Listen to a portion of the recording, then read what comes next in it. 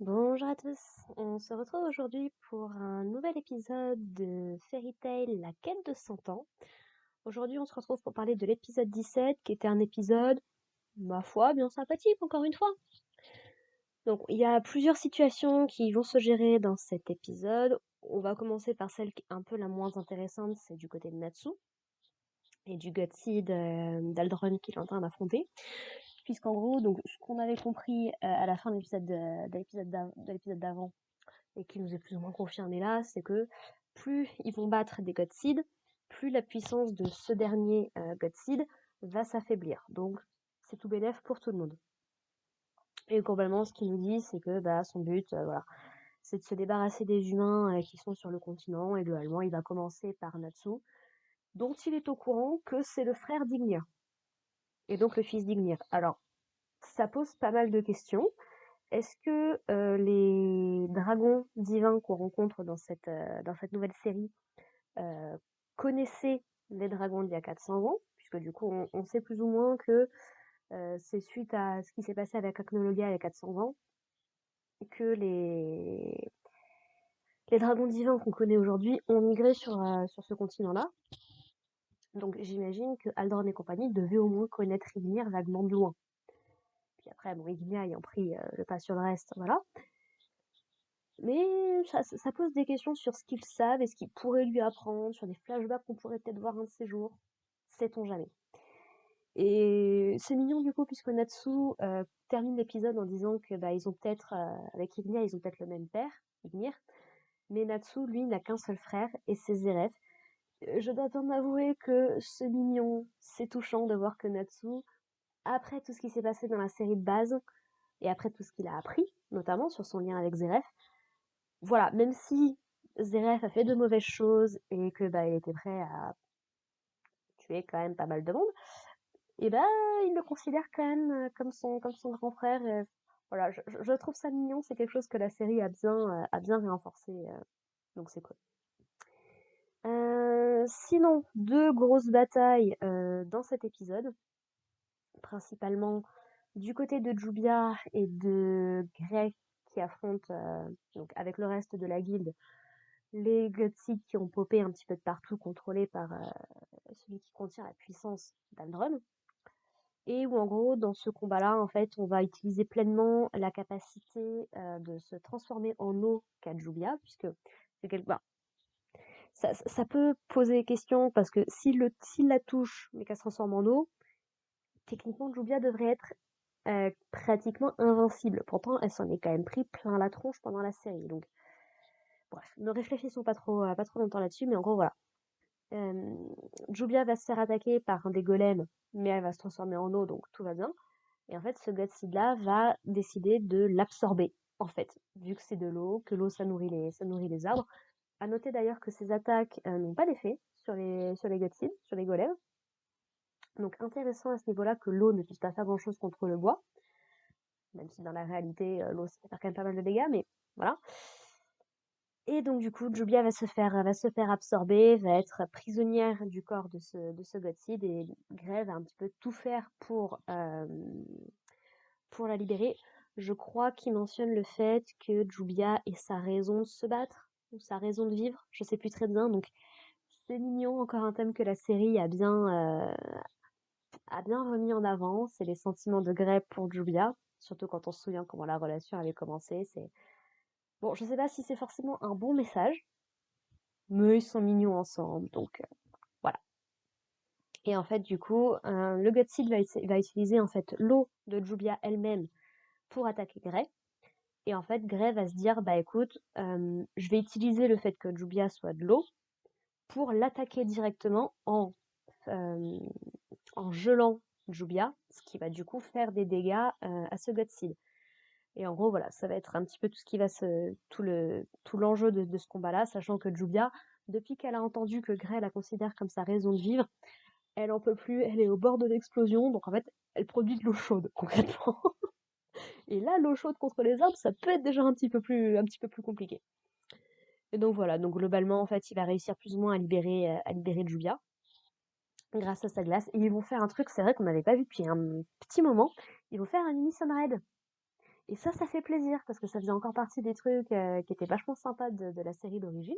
Et ça revient, donc c'est cool. Petite Unison Raid au glace, tout va très bien. Et voilà, donc ils arrivent à battre ce Godseed. Et sinon, donc du côté de Jelal, lui, il est en train d'affronter le Godseed Gears, je crois, si je me trompe pas. Et en gros, il me semble que c'est un petit peu une histoire d'illusion ou de confusion des sens, où en fait, au fur et à mesure que le combat avance et des coups que Jelal a reçus, en fait, il va devenir progressivement incapable de penser réellement, donc il va pas réellement être capable de réfléchir ses attaques et d'attaquer comme il faudrait. Et notamment d'avoir un petit peu cette impression que son temps à lui est en retard par rapport au présent, enfin, plein de trucs par rapport. En vrai, en voyant ce combat-là, je vois un petit peu les idées que Mashima avait dans la tête quand il a commencé Eden Zero.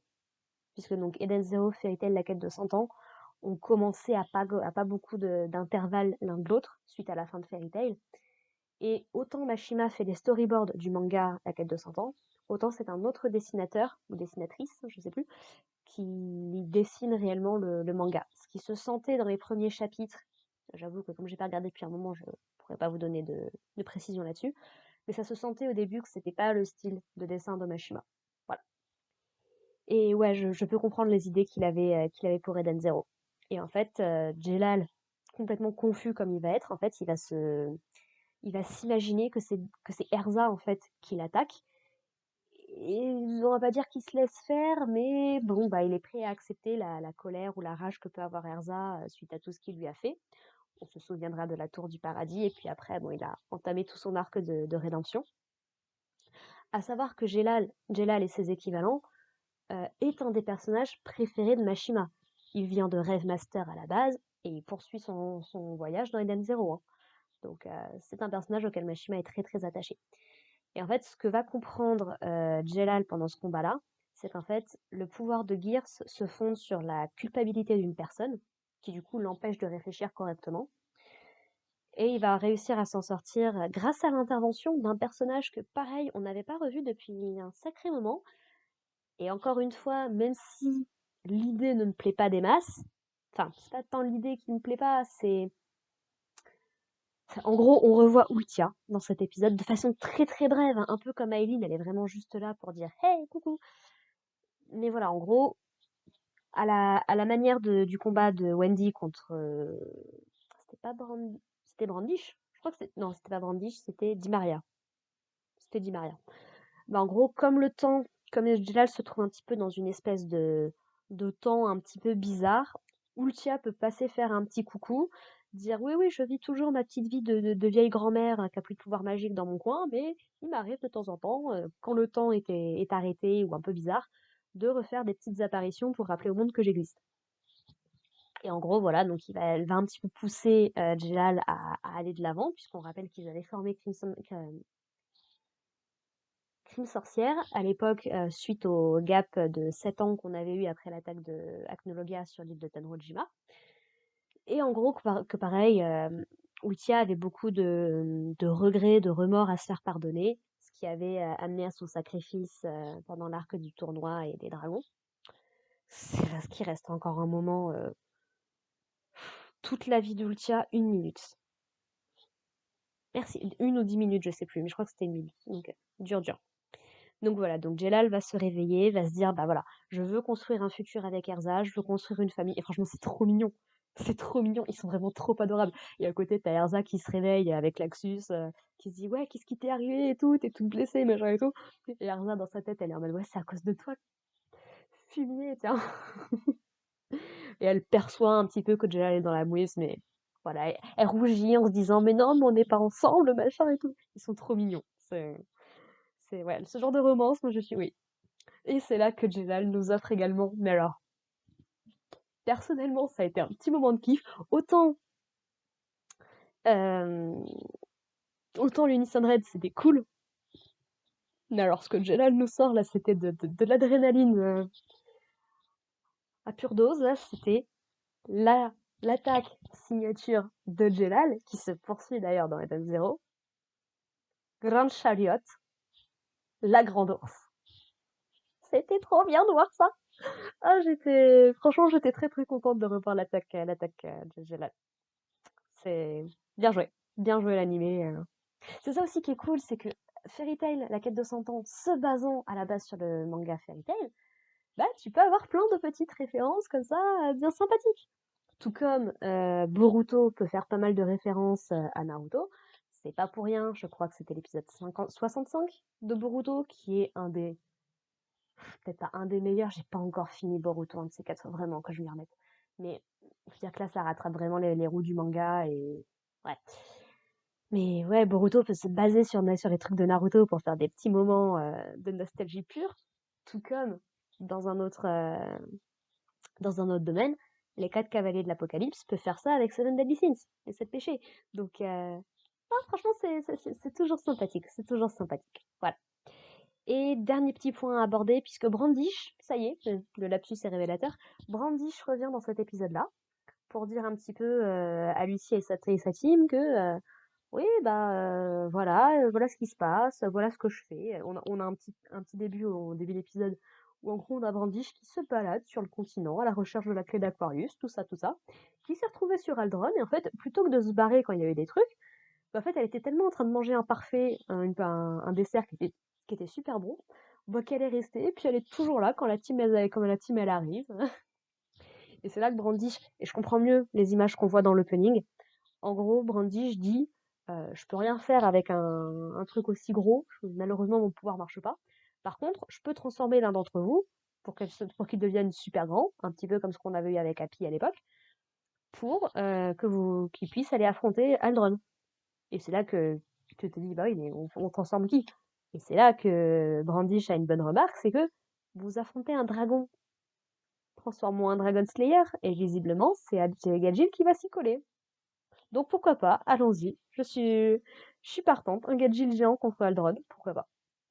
Voilà. Et dernier petit truc à noter dans cet épisode qui est pas époustouflant, ni extraordinaire, ni quoi que ce soit, mais qui fait encore une fois toujours plaisir, c'est que Lucie utilise encore une fois sa Stardress mixte.